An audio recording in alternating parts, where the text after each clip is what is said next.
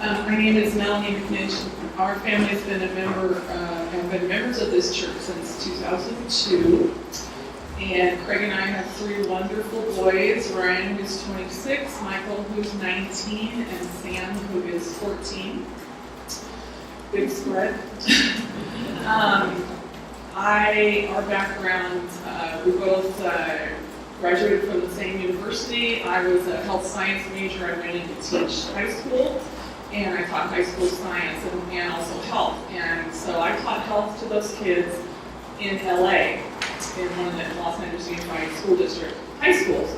Loved the class. I got to teach human sexuality, had it all going on, it was really great.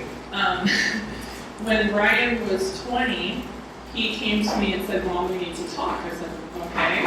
And I just finished up my chemo treatments, because most of you knew that I had breast cancer.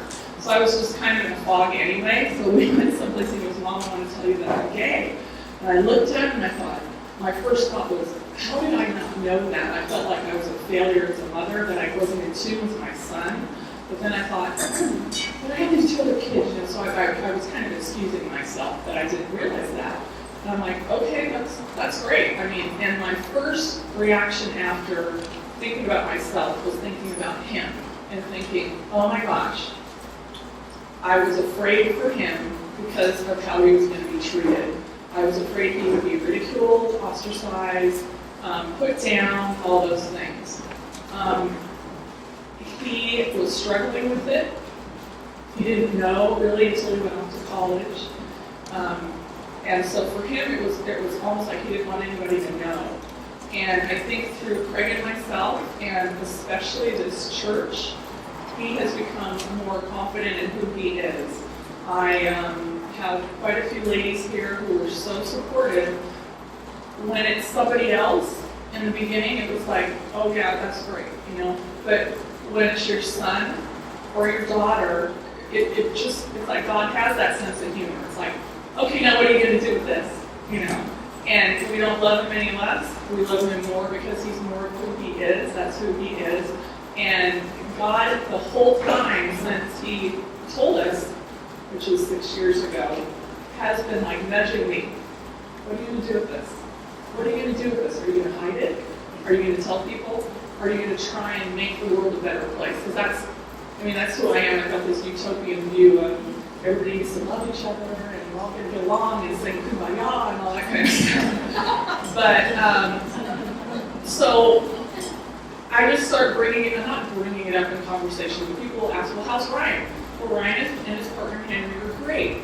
And people are like, yeah, that's great. I come up with some, like my niece is a missionary, and she told my sister that she didn't want to talk to me because her cousin was gay. But I just prayed for her, and I said, just open her heart and just let her know God's love. And so there's nothing I can do about it, but I guess it's just been a really wonderful, just like the cancer, it's been a really wonderful thing. It makes us more whole people. I love his friends. It's just been, I don't know, it's really been a great thing. So now God kept nudging me. What are you going to do with that? And when we started having RIC conversations, I thought, well, I'm not going to do anything. I don't have time for blah, blah, blah, blah. But he kept nudging me. What are you going to do? So I said, okay, I'll talk about it. I'll be part of the committee. So it's been a real honor, and I really appreciate that you're here.